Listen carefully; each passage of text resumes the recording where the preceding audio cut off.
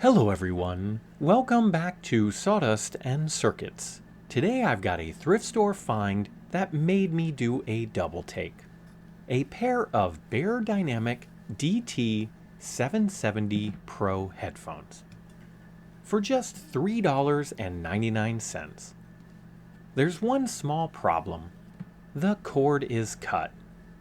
So today we're going to see if this was a genius find or a $4 lesson.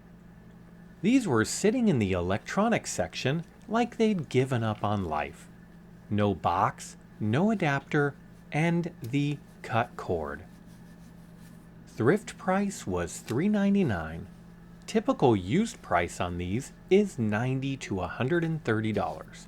New price is between $150 and $170. Even broken, that math alone made this worth grabbing. If you're not familiar, the DT770 Pro are studio staples. They've been around forever, and for good reason. Closed back studio headphones, known for excellent isolation, very durable metal yokes and spring steel headband, available in 32 ohm, 80 ohm, and 250 ohm versions. Popular in recording studios, broadcast, and home mixing. These aren't hype headphones, these are get the job done for 20 years. The driver pads and headband all look great. The only issue is the cable. Luckily, these are known for being very repair friendly. So my plan is to remove the damaged cable, install a panel-mounted 3.5mm jack, make the cable detachable and friendly. Honestly, this will be an upgrade over stock. First, we remove the ear pad. This is very dry, an indicator that these are older.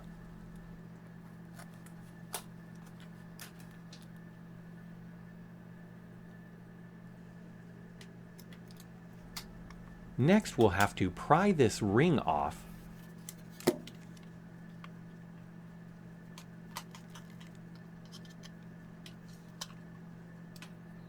Now, I couldn't figure this out at first, but it turns out the speaker just falls out after this.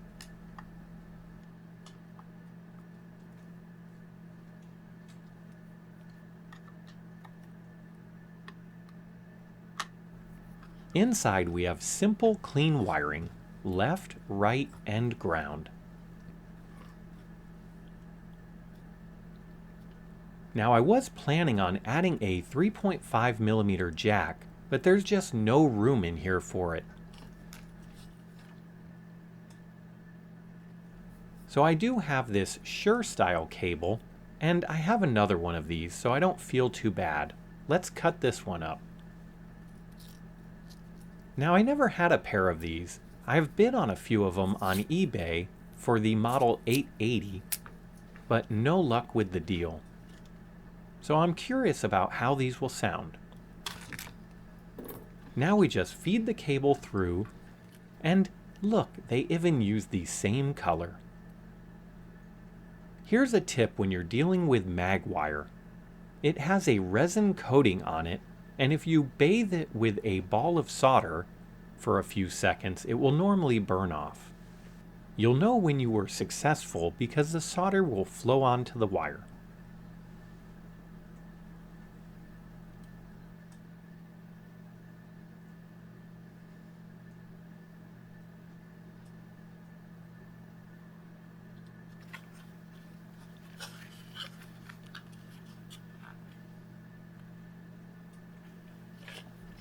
Now we just need to reassemble the unit and we'll be ready to test.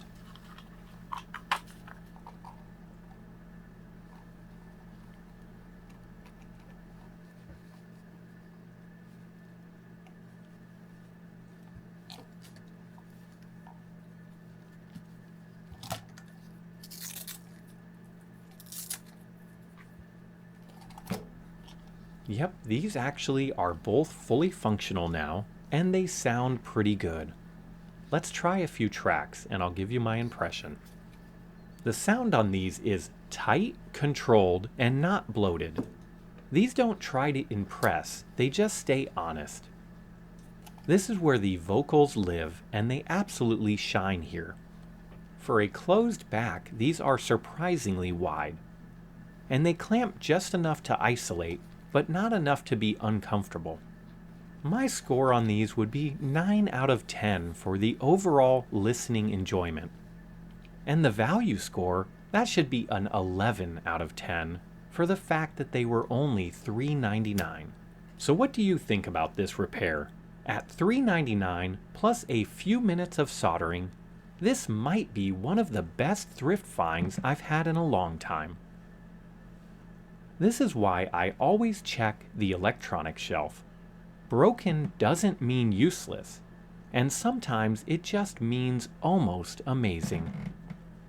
If you've enjoyed this repair, hit like and consider subscribing. And let me know what is the best thrift audio gear you've ever found. Thanks for watching, and I'll see you next time.